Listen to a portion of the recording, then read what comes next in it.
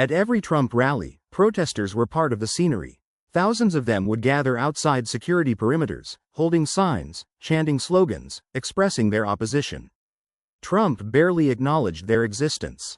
He'd perfected the art of ignoring dissent, dismissing protesters with a wave of his hand or a throwaway insult before returning to his speech. But on a humid Tuesday afternoon in a Midwestern city, something different happened. Trump was 17 minutes into his standard rally speech, hitting familiar themes with practiced energy. The crowd of 12,000 supporters roared approval at all the right moments. Outside, approximately 4,000 protesters maintained their usual presence. Everything was proceeding exactly as expected. Then Trump's eyes locked on a single sign in the protest section visible from the stage. He stopped mid-sentence. His hand froze in the air. For 40 seconds, an eternity in political rally time, Trump simply stared at that sign, his expression unreadable. The crowd fell silent, confused. His teleprompter kept scrolling, but Trump wasn't reading it. He was just looking. Then, without explanation, he stepped back from the microphone, turned, and walked off stage. The rally was over. Just like that. Now, we're about to explore what was written on that sign, why it affected Trump so profoundly, and what it revealed about the past he'd spent decades trying to bury. The rally. The event was supposed to be straightforward. Trump was in the middle of a multi-state campaign swing, holding rallies in crucial battleground regions. This particular city had been carefully chosen: strong Republican base, energized supporters, favorable local media coverage. The advance team had prepared meticulously. Security was tight. The stage was positioned to minimize protester visibility. Trump arrived energized, having spent the previous night watching favorable poll numbers and positive cable news coverage. His pre-rally meeting with local party officials went well. His mood was confident, almost celebratory. The speech began at 2:17 p.m. Trump launched into his opening, greeted by the deafening enthusiasm he craved. He riffed on his prepared remarks, as he often did, following the energy of the crowd. The teleprompter provided a framework, but Trump's real skill was reading the audience and giving them what they wanted in the moment. For 17 minutes, everything was perfect. Trump was in his element, commanding the stage with the showmanship that had made him a political force. His timing was sharp, his attacks on opponents were landing, his promises about the future were generating chants and applause. Then his gaze drifted to the protest section, an area outside the main venue but visible from certain angles on the elevated stage. The sign. Protest signs were everywhere, as always. Standard messages. Trump lies, resign now, democracy over tyranny. Trump had seen thousands of such signs. They rolled off him like water. But one sign was different. It was handwritten in large black letters on white poster board. Just 3 words and a date. Remember Sarah Morrison.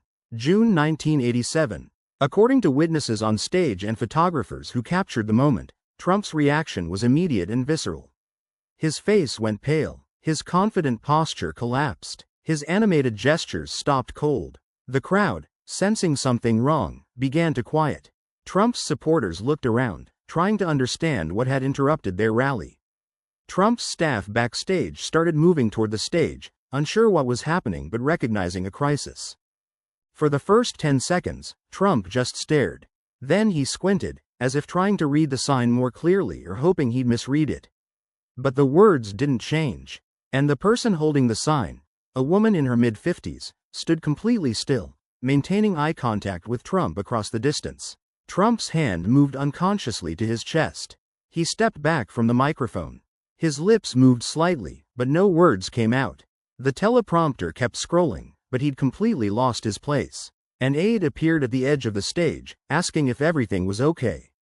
Trump didn't respond. He was locked in on that sign, on those words, on that date. The departure. At 42 seconds, timed precisely by multiple video recordings, Trump turned away from the microphone and walked toward the backstage area. His campaign manager rushed to intercept him. "Sir, what's happening?" "The rally."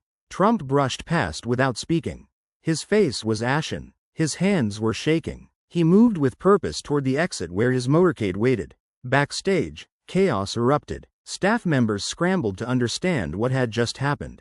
Should they bring someone else to the podium? Should they announce a medical issue? Should they try to continue the rally? Trump's communications director made the call. "Tell them the president had to leave for an urgent matter." End the rally now. An aide returned to the microphone and delivered the message to a confused crowd. Ladies and gentlemen, President Trump has had to depart due to an urgent situation. Thank you for coming. Please exit safely. The crowd dispersed slowly, bewildered. Many stayed in place, waiting for clarification that never came. Outside, protesters were equally confused, though the woman holding the sign quietly folded it up and left without speaking to anyone. Trump's motorcade departed 7 minutes after he'd walked off stage. He sat in the back seat, staring out the window, his phone clutched in his hand but not making any calls. His chief of staff, riding with him, later described Trump as completely disconnected, like his mind was somewhere else entirely. The investigation. Within hours, journalists were investigating the name on the sign, Sarah Morrison. Initial searches revealed a woman by that name who had died in June 1987 at age 23. The death had been ruled accidental, a fall from a balcony at a Manhattan building. The incident received minimal media coverage at the time, just brief mentions in local papers. But as reporters dug deeper, interesting connections emerged. The building where Sarah died was owned by a real estate company that Trump had business dealings with in the 1980s. Sarah had worked as an administrative assistant for a construction firm that had contracts with Trump's organization. Several people who knew Sarah mentioned she'd attended events at Trump properties in the months before her death. The woman who held the sign at the rally was identified as Jennifer Morrison, Sarah's younger sister. Jennifer had been 20 years old when Sarah died. She'd spent the subsequent decades living quietly in the Midwest, rarely speaking publicly about her sister. When reporters contacted her, Jennifer initially refused interviews. But eventually, through her attorney, she released a brief statement. My sister Sarah deserves to be remembered. What happened to her was not an accident. I want the truth to finally come out. She provided no additional details. But the implication was explosive. Sarah Morrison's death might not have been accidental, and somehow Trump was connected to whatever had really happened. The silence. Trump's team faced an impossible situation. They couldn't issue a standard denial without acknowledging the incident, which would only draw more attention.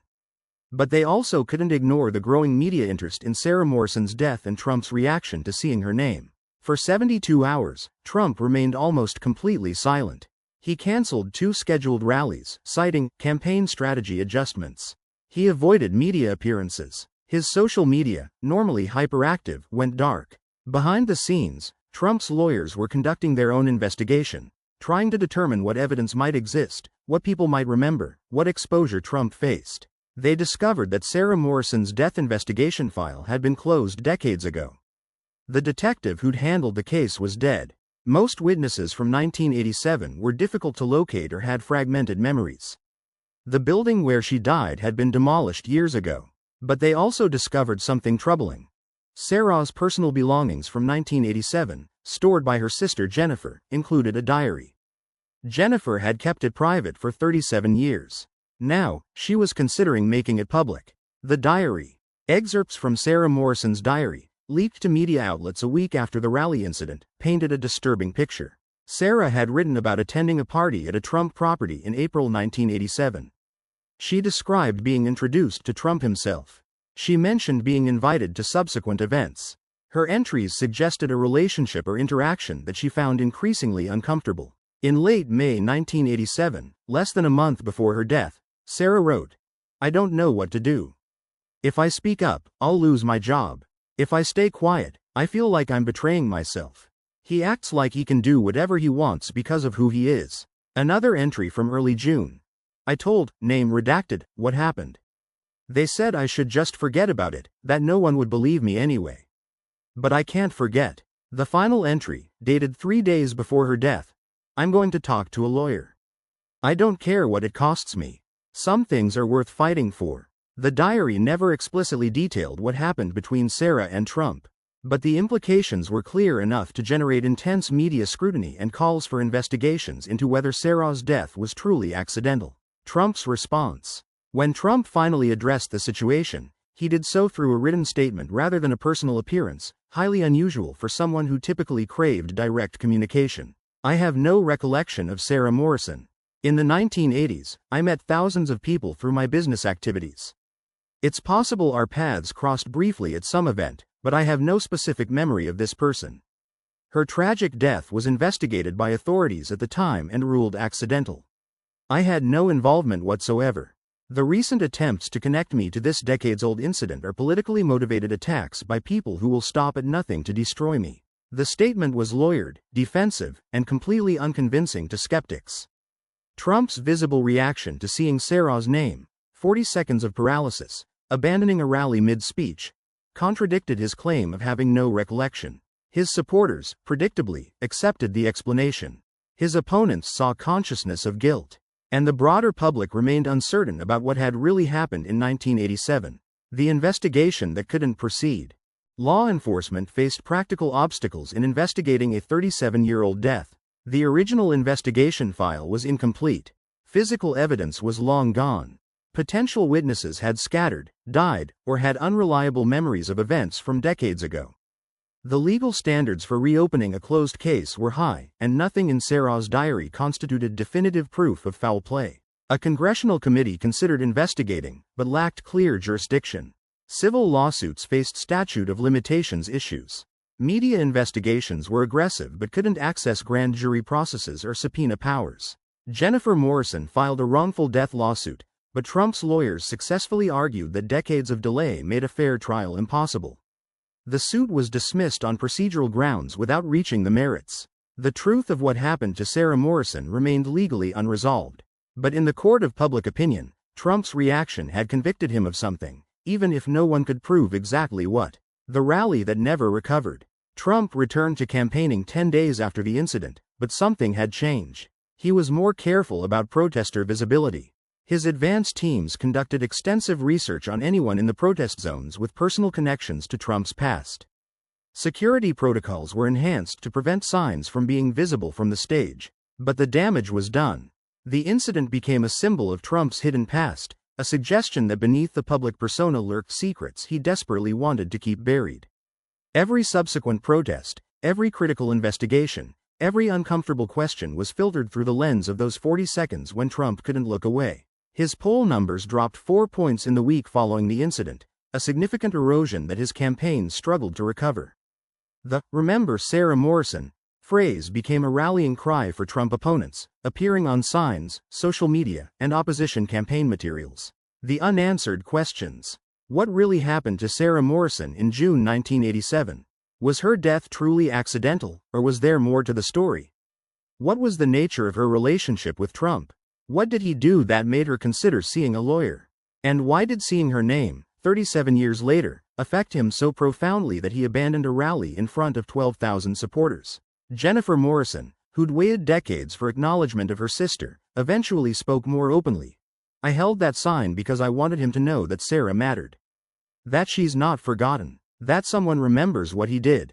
His reaction told me everything I needed to know. He remembers too. And he knows the truth." But what truth? Jennifer never provided specifics. She said her sister's diary was all she had, and it raised questions rather than answering them. She wanted investigations, but authorities concluded there wasn't enough evidence to proceed. The legacy. The protester Trump couldn't ignore became more than just one person at one rally. She became a symbol of the past's ability to intrude on the present, of secrets that can't stay buried forever, of moments when the performance of confidence shatters under the weight of memory. Trump survived the scandal as he'd survived others. His base remained loyal. His opponents remained convinced of his guilt. The legal system found no actionable case. Life moved on to new controversies. But those who were there that day never forgot the image. Trump, frozen at the podium, staring at 3 words and a date, completely unable to continue his performance. For 40 seconds, the mask slipped. And whatever he saw in those words, whether guilt, fear, memory, or something else entirely, was powerful enough to end a rally and raise questions that would never fully be answered. Sarah Morrison died in June 1987. But on that Tuesday afternoon, 37 years later, she interrupted Trump's carefully constructed narrative in a way no living opponent had ever managed. And for 40 seconds, Trump couldn't look away, couldn't deflect, couldn't perform. He could only remember.